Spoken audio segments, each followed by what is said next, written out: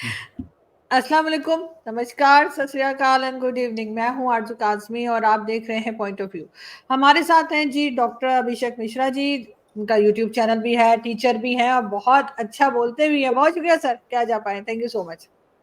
Thank you आरजू जी। अच्छा, तो आपसे कम ही बोलते हैं क्योंकि आपका बोलना तो हम कब से सुन रहे हैं और इंटरटेन हुए हैं और सीखे भी हैं, तो थोड़ा तो फर्क पड़ता ही है। और अगर नहीं अरे बोलेंगे नहीं तो नहीं, फिर हमारी रोजी रोटी पे क्वेश्चन आ जाएगा।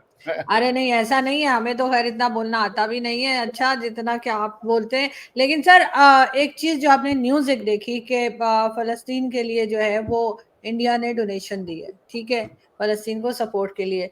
कुछ समझ नहीं पा रहे पाकिस्तानी कि एक तरफ इसराइल का साथ दिया जा रहा है, दूसरी तरफ फलस्तीन को भी हेल्प की जा रही है। तो ये क्या मामला है? मानवता का मामला है। हम अगर भाई एक बात बताइए, आप अपने बड़े बेटे को यदि एक साइकिल दिलाती है, इसका ये मतलब थोड़ा कि छोटे बेटे से नफरत करता है। आदमी ट्रांजैक्शन के हिसाब से, जरूरतमंदों के हिसाब से वो मदद करता है। हमारी पॉलिसी क्लियर है फ्रॉम द डे वन कि 2 स्टेट सोल्यूशन होना चाहिए। यहूदियों को भी वहां जगह मिलनी चाहिए और जो वहां के मुसलमान हैं, पैलेस्टीनियन कह लें या अरबी जो भी है, उनको भी वहां जगह मिलना चाहिए। दोनों एक साथ मिलकर के रहे आपस में। एक ही फिलॉसफी के लोग हैं, एक ही आइडियोलॉजी के लोग हैं। और देखिए, भारत को समझना, आप खुद समझिए, आप इसी भारत की बेटी है। ये इंडिया ने नहीं किया। अगर शायद इंडिया होता तो ये नहीं कर पाता, ये भारत ने किया है। भारतीय होने का क्या मतलब है? अगर मैं कहता हूं कि मैं भारतीय हूं, तो क्या मुझे भारतीय बनाता है Arzoo ji? What makes me a Indian, what makes me a भारतीय? तो वो बनाता है कि हम सारी दुनिया को अपना परिवार मानते हैं, हम सबके सुख की कामना करते हैं, हम सबके भले की कामना करते हैं। हम किसी का कल्चर या किसी का मजहब नहीं मिटाना चाहते। हम चाहते हैं सब अपने अपने अकीदे पे, अपने अपने विश्वास पे, अपने अपने ईष्ट के का वो वंदन करते रहें और उनको ईश्वर सफलता दे, उनको ईश्वर खुशियां दे। This is what Indian. Palestine का हम शुरू से मदद करते आ रहे हैं, आगे भी करेंगे। हमने अगर ये कहा है, हम टेररिज्म के अगेंस्ट में हैं। 7 अक्टूबर को जो हुआ वो एक विभत्स आतंकवादी घटना थी, और जो भी आज इजराइल और हमास में हो रहा है वो बिना 7 अक्टूबर के बात नहीं की जा सकती। इसलिए हम 7 अक्टूबर को भी कंडेम करते हैं। उसी तरीके से हम पैलेस्टाइन के लोगों तक यदि कोई भी ह्यूमैनिटेरियन क्राइसिस की एड नहीं पहुंच पा रही है तो हम उसको भी कंडेम करते हैं, और हम पैलेस्टाइन को बिल्कुल एड देंगे। इसमें किसी को कोई संशय नहीं होना चाहिए। और आप ही ने मुझे न्यूज दी है कि यूएसडी 2.25 लाख, यानी कि 25 lakh US dollar, which comes to be 2500,000 US dollar. So हमें देना चाहिए, क्यों नहीं देना चाहिए? तो इसको ये क्यों कह रहे हैं कि हम इजराइल का साथ दे दिए तो फलस्तीनियों पे बम मार देंगे, फलस्तीन का साथ दे दिए तो हम पे जाके इजरायली पे बम मार देंगे? ऐसे नहीं होता भाई, दुनिया ऐसे नहीं चलती है। हम सबका जो सबकी मदद करेंगे वो उनका मसला है, वो आपस में निपटाए। हमारे लिए दोनों एक समान है, बात खत्म हो गई। लेकिन अभिषेक जी, आपके ख्याल से फलस्तीन और इसराइल के बीच में जो डिस्प्यूट है, सालों से चलता आ रहा है, ये आखिर सॉल्व क्यों नहीं कर पा रहे? या ये भी हमारी तरह, हिंदुस्तान पाकिस्तान की तरह, जैसे हम कश्मीर को लेके बैठे हुए हैं? ये डॉक्ट्रिनल प्रॉब्लम है। ये प्रॉब्लम थियरी की है और इससे ज़्यादा कुछ नहीं कहा जा सकता। लोगों को बैठना पड़ेगा। और जो दुनिया जिस समय में जी रही है और जिन पॉलिटिकल इंस्ट्रूमेंट्स के तहत जी रही है, वही पॉलिटिकल इंस्ट्रूमेंट उनको भी अपनाना पड़ेगा। सेक्युलरिज्म इसके थ्रू ही ये सॉल्यूशन होगा। पैलेस्टाइन हमास कह लें, पैलेस्टाइन इसराइल कह लें, इसराइल हमास कह लें, इस डिस्प्यूट का रिजोल्यूशन करने की क्षमता किसी भी देश के पास नहीं है सिवाय यहाँ के लोकल लोगों के पास। क्योंकि अमेरिका ने कितने, न जाने कब से कैंप डेविड अकॉर्ड हो रहा है, तो कभी कोई अकॉर्ड हो रहा है, कभी मतलब कितने अकॉर्ड साइन हो चुके हैं, I have no idea. Bill Clinton से लेकर के, जॉर्ज बुश से लेकर के अभी जो रिसेंट वाले ट्रम्प तक थे, सबने कोशिश की, but it's not getting resolve. United nation जब ये शुरू हुआ था तो यूएन ने जो वो ग्रीन मैप और वो सब दिया था, उसी समय मामला सॉल्व हो जाना चाहिए था। दोनों अरबों को और यहूदियों को कहा था कि आप अपने अपने जाइए और कॉन्स्टिट्यूशन बनाइए। दोनों लोगों ने अपने कॉन्स्टिट्यूशन नहीं बनाए, ना तो इसराइल ने कॉन्स्टिट्यूशन बनाया अपना, हालांकि उन्होंने एक पहला दिन कॉन्स्टिट्यूएंट असेंबली बनी और उन्होंने डिसाइड किया कि हम कॉन्स्टिट्यूशन नहीं बनाएंगे, पीस में लेजिस्लेशन करेंगे। तो उनका जो नेसेट है, जिसको हम पार्लियामेंट कहते हैं, उसने पीस में लेजिस्लेशन किया। कोई कॉन्स्टिट्यूशन ना तो इसराइल का है ना तो पैलेस्टाइन का कोई कॉन्स्टिट्यूशन है, वो दोनों लोगों की अपनी पर्सनल चॉइस है। बट मैं फिर वही कह रहा हूँ, इस समस्या का निवारण किसी के गुड ऑफिसेज में, किसी के गुड ऑफिसेज में इतना दम है ही नहीं। जब तक वहां की जो पॉपुलेशन है वो स्वयं से इनलाइटेंड नहीं हो जाएगी, उसको ये ज्ञान नहीं हो जाएगा कि मार काट और हत्या और वॉयलेंस किसी समस्या का समाधान नहीं है, ये रियलाइजेशन आना है। इस रियलाइजेशन को आने का तरीका और माध्यम क्या होगा, ये ना तो अमेरिका सिखाएगा ना तो भारत सिखाएगा, ये वहां के लोगों को स्वयं से सीखना होगा। बिल्कुल ऐसा ही है, लेकिन सर हर एक का एक मतलब हर कंट्री या हर लोग, ज्यादातर लोग ये सोचते हैं कि अगर कहीं किसी कंट्री में कोई इश्यू है, कोई प्रॉब्लम है, तो अमेरिका सॉल्व कर सकता है। अमेरिका जो है उसको सुपर पावर माना जाता है और लगता है कि अमेरिका सॉल्व कर देगा। लेकिन अभी रिसेंटली जो कुछ हुआ अमेरिका में, डोनाल्ड ट्रंप जो है उनके ऊपर भी फायरिंग की गई और ये सब, तो अमेरिका तो खुद उलझा हुआ दिखाई दे रहा है। आपको लगता है कि ये जो फायरिंग हुई और ट्रंप साहब जो जख्मी हुए हैं, उससे अमेरिका के इलेक्शंस में रिजल्ट्स जो हैं वो कुछ बदलते हुए दिखाई दे रहे हैं? पहली बात कि जिसने भी ये कहा कि अमेरिका ने प्रॉब्लम सॉल्व किए हैं, फॉर गॉड सेक, अमेरिका और वेस्ट आज की दुनिया के कम से कम 80% समस्याओं का कारण है। भारत और पाकिस्तान के बीच का विभाजन, कश्मीर का मुद्दा, ये क्या हमारा आपका क्रिएटेड है? ये उनका क्रिएटेड है।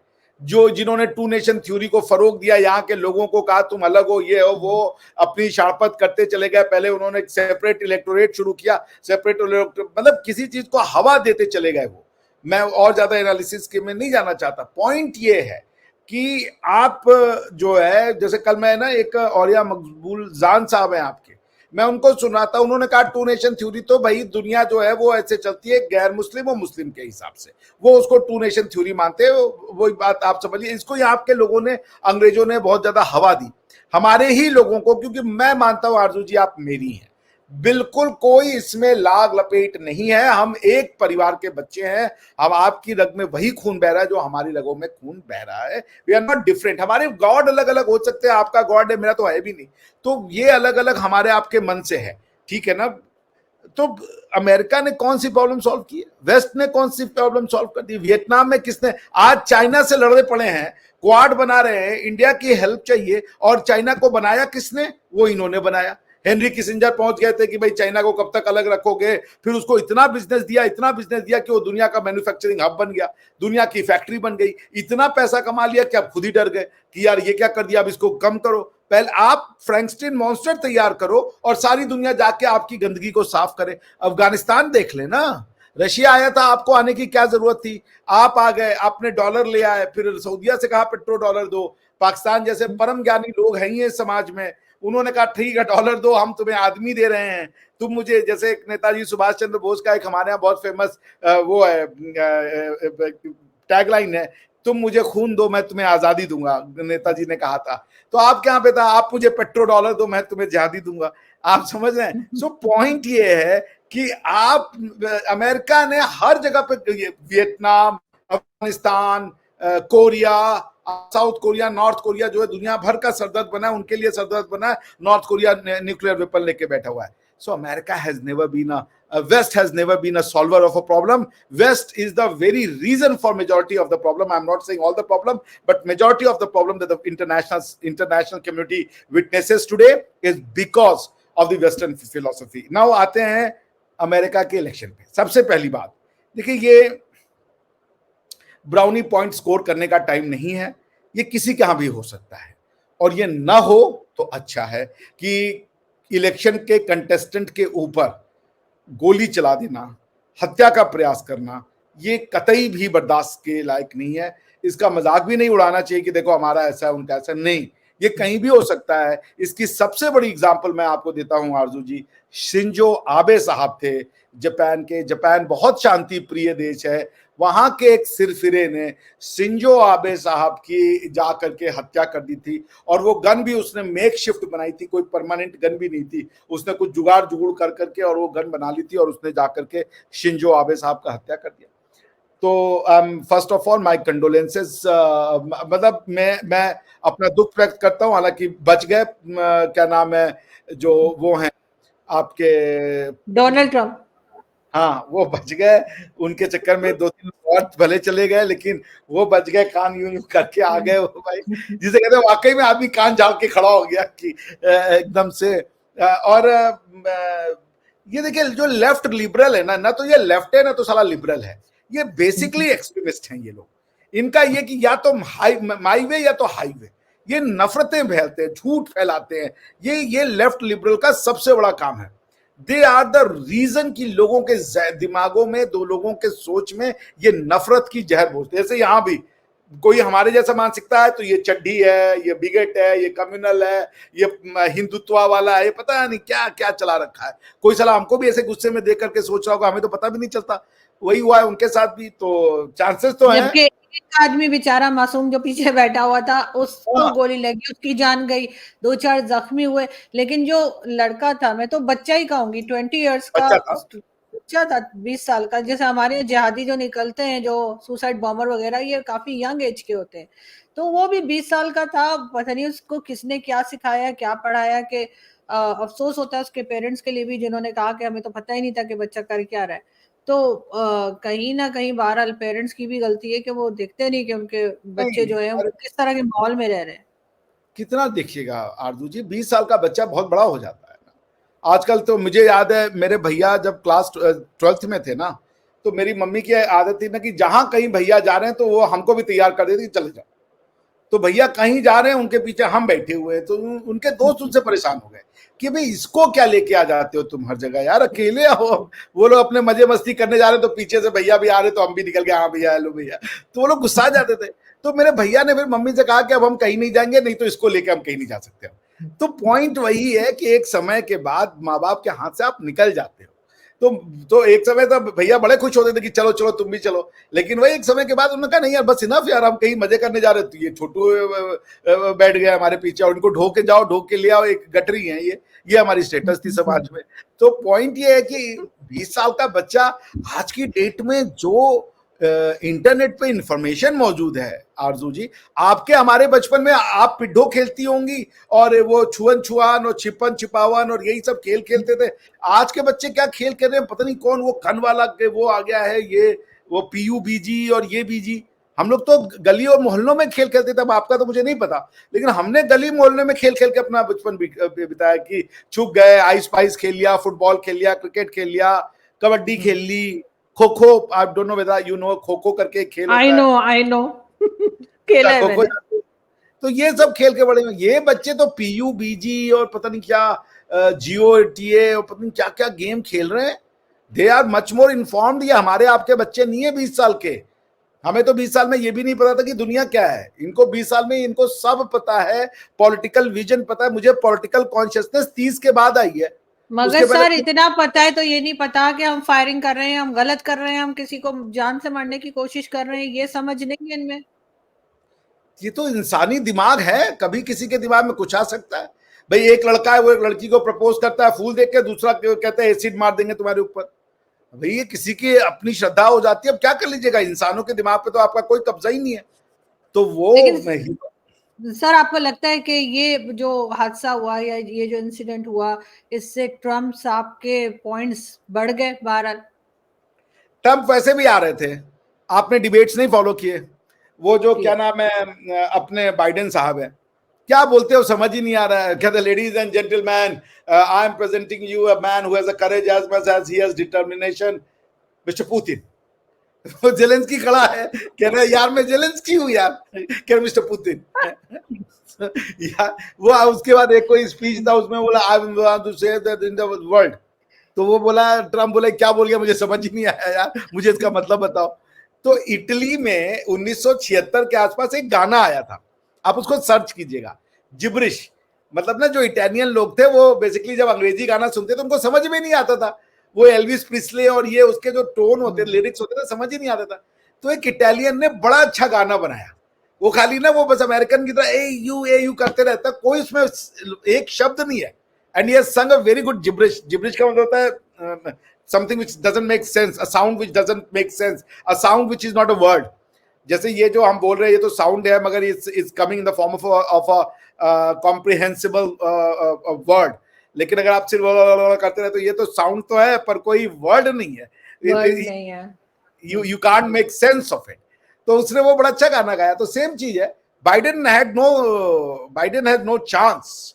ये this will strengthen the cause of क्या नाम है ट्रम्प साहब, लेकिन मुझे लगता था बाइडेन साहब का चांस था भी नहीं, पहले भी नहीं, बिकॉज बाइडेन साहब क्या बोल, भाई वो सो जा रहे थे, वो मेलोनी से मिलने गए थे, उधर मिलते मिलते उधर कहीं चले गए, तो लोग पकड़ के लाए, इधर आइए इधर आइए इधर आइए, आप कहाँ जा रहे हैं। So a man who is why, ये क्वेश्चन तो ये है ना आरजू जी, कौन है जो बाइडेन को प्राइम मिनिस्टर प्रेसिडेंट बनाना चाहते हैं? इसका मतलब है कि वो चाहते हैं कि बाइडेन बैठे, डिसीजन कोई और ले, दैट्स व्हाट इट मींस। हाँ, अभी भी तो यही हो रहा है ना, सुनने में तो यही आ अभी रहा है भी यही हो रहा है यही हो रहा भाई। है। वो भाई ये तो क्वेश्चन है कि प्रेसिडेंट बाइडेन को कब से कॉग्निटिव बीमारी है, इसका तो कोई डॉक्यूमेंटेड वो है नहीं रिकॉर्ड कि कब से वो चीजों को नहीं समझ रहे हैं। उनको लोग कह रहे हैं उनको डिमेंशिया है, कुछ लोग कह रहे हैं कि उनको कॉग्निटिव कॉम्प्रिहेंशन की प्रॉब्लम है, कुछ लोग कह रहे हैं वो बैठे बैठे सो जाते हैं। सारी दुनिया में अरबों ने भी उनका मजाक वाला एक बनाया था, आपने देखा होगा, वो कमला हैरिस के साथ खड़े हैं और यूं यूं कर रहे हैं। So everyone is making fun of क्या नाम है इनका Biden, but I do not know कि क्या डेमोक्रेट्स के पास कोई ऑप्शन ही नहीं है। हाँ, व्हाई अजीब सी बाइडेन बात इज है, नॉट, अजीब सी बात है, कोई ऑप्शन क्यों नहीं है इनके पास, होना ये चाहिए। मुझे भी नहीं समझ रहा है। ये मैं बता रहा हूं, ये डीप स्टेट चाहती है कि इनके कब्जे में अमेरिका रहे, और ये जो लड़ाई है अमेरिका में भी डीप स्टेट वर्सेस ट्रंप है। आज विवेक रामास्वामी ने कहा कि ये जो डीप स्टेट हमें रन करना चाहती है, हम अमेरिका इनसे छीनेंगे और अमेरिका हम डेमोक्रेसी के थ्रू अपने हाथों में लेंगे, हम साउथ का बॉर्डर सील कर देंगे। एक तो साले बॉर्डर सील करने पे लगे हुए हैं, खुद दूसरे के बॉर्डर में घुस गए बिना वीजा लिए, अब कह रहे हैं कि सब वीजा लेकर के आओ। तो खैर अब क्या ही कहा जाए, ये तो मक्कारी है लेकिन खैर अमेरिकन। सर ये तो कई बार ये भी कहा गया है ना ट्रम्प की तरफ से कि बॉर्डर को बंद किया जाएगा, जो लोग गैर कानूनी तौर पे या इलीगल तरीके से आए तो उनको रोका जाएगा। तो उसमें कोई गलत बात तो नहीं है सर? गलत है इलीगल ना, तरीके से। मैं गलत मानता हूं, पूछे क्यों, जी पूछ क्यों? लीजिए क्यों। अमेरिका पे जो ये ट्रंप रहते हैं गोरे, ये उनका नहीं है, वहां के लोकल लोगों का है। उनसे तुम पूछ के गए थे, इंडिया में पूछ के आए थे। तो अब जब तुम आ गए और वहां के लोकल लोग आते हैं, क्योंकि जो मेन उनका इमिग्रेशन होता है ना, वो कोई बोट से, यूरोप का जो इमिग्रेशन का प्रॉब्लम है कि अरबिया से और अफ्रीका से बोट भर भर के आती है, उनका वो प्रॉब्लम नहीं है। उनका प्रॉब्लम है होंडुरास से आते हैं लोग, निकारागुआ से आते हैं, हैती से आते हैं, लोकल अमेरिकन आते हैं। वो ये कहते, कोलंबियन आते, वो कहते हैं ये तो ड्रग पेडलर्स है। अरे जो भी है, ये उनका लैंड है। They are the true Americans. You are not American. You are bloody white European.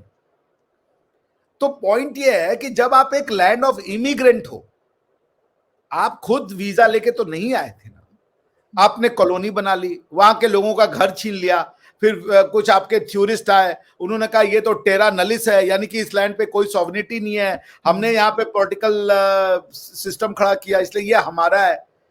ये सब चीजें ना थियोरिटिकल खेल खेला अमेरिका। देखिए अगर जर्मनी कहे कि हम नहीं आने देंगे तो वो समझ में आता है, क्योंकि वो सालों से जर्मनी है, हजारों साल से। फ्रांस कहे तो समझ में आता है, वो हजारों साल से फ्रांस है। अमेरिका वैसा नहीं है। मुश्किल से कब ये कोलंबस पहुंचा था, 1492 में पहुंचा था, 1492। वो 1492 यानी 1500 मान लीजिए, जाना शुरू किए होंगे 1600 से। मुश्किल से आज 607 साल में आपने कह दिया कि हम यहाँ के, हम अमेरिकन हैं। और आप अमेरिका की हिस्ट्री में, आपका बच्चा मान लीजिए, अभी आपका कोई फ्रेंड हो ना, उसको फोन करके पूछिए पाकिस्तानी कि अगर उनका बच्चा जो स्कूलों में जाता है क्या हिस्ट्री पढ़ाते हैं अमेरिका की। जैसे हमारी आपकी हिस्ट्री तो महाराजा रंजीत सिंह है, भगवान राम है, श्री कृष्ण है, गौतम बुद्ध हैं, चाणक्य हैं, बाबा फरीद है, बुल्ले शाह है। लेकिन आप अमेरिका से पूछिए वो किसकी हिस्ट्री पढ़ाते हैं, वो कहते हैं हम ग्रीक्स की हिस्ट्री पढ़ाते हैं। क्या लेना देना है ग्रीक्स का, वेस्टर्न ग्रीक्स का इनसे, अमेरिका से? अगर कोई पाकिस्तानी भी है वो अमेरिकन हिस्ट्री पढ़ेगा, मान लीजिए पाकिस्तानी कपल सेटल्ड है अमेरिका में और उसका बच्चा जरा कक्षा 3, 4, 5 में जो पढ़ रहा, जरा उससे पूछिए कि क्या वो पाकिस्तान की हिस्ट्री पढ़ रहा है, वो अमेरिका की हिस्ट्री पढ़ रहा है, और अमेरिका की हिस्ट्री के गार्ब में वो बेसिकली यूरोप की हिस्ट्री पढ़ रहा है। I getting my point? सो इसलिए मैं कहता हूं कि America can not be compared with India और पाकिस्तान। आप पाकिस्तानी हजारों साल से हैं, अरे इंडियन हजारों साल से है, पाकिस्तानी आप मुश्किल से 70 साल से हैं, ठीक है ना? बिल्कुल। तो अगर ये आपके बाप दादाओं की जमीन है, तभी तो आपने अफगानों को कहा ना कि निकलो यहां से, हमारा खाते हो और हमें ही गाली देते हो। यही बात हम कहते थे तो हमें कहते थे कि देखो ये तो बड़े बिगेट है, लेकिन वही है कर्मा, आपने हमें कहा, हमारे चक्कर, अब किसी और के चक्कर में हमें गाली दी, आपको आपके यहाँ पे आके अफगानियों ने गाली दी कि तुम कौन हो, और ये वो इंडिया की तारीफ करते, तो कर्म सबको सबका सामने आ जाता है। सो वही हिसाब किताब है। Pakistan is not land of immigrants, America is land of immigrants. तो वो अगर ये कह रहे कि हम नहीं आने देंगे वहां के लोकल नेटिव्स को, तो ठीक नहीं है। But I understand their problem. और ये भी मान लेना कि खाली लैटिन अमेरिकन क्रिमिनल्स होते हैं, ये कैसे मान लिया आपने कि खाली लैटिन अमेरिकन क्रिमिनल्स होते, व्हाइट क्रिमिनल्स नहीं होते?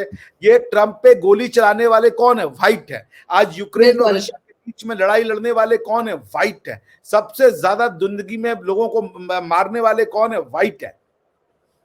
तो ये मान लेना कि हम सिविलाइज्ड हैं और बाकी सब जो है अनसिविलाइज्ड अनकूथ क्रिमिनल्स हैं, क्योंकि आपकी जेलों में सो कॉल्ड ज्यादा कलर्ड भरे हुए हैं या ज्यादा ब्लैक भरे हुए हैं, तो आप कह दो कि भाई इससे पता चलता है कि वो क्रिमिनल है। तो आप जरा अपनी हिस्ट्री देखो, जो आपने कॉलोनियलिज्म के नाम पे किया है, लोगों को मारा है, लोगों की बेटियों की इज्जत लूटी है। ये जो अपना जलियांवाला बाग है, इतने लोगों को मार दिया, बिल्कुल। तो आपका भी कल्चर रहा है। हाँ बिल्कुल, यकीनन इस चीज को देखना चाहिए। और हम बिल्कुल अमेरिका के जो इलेक्शंस हैं उस पर भी नजर रखेंगे सर, और आपसे दोबारा कांटेक्ट करेंगे, अब देखेंगे क्या नया मोड़ आता है उस पर। बहुत शुक्रिया कि आज आपने ज्वाइन किया। Thank you.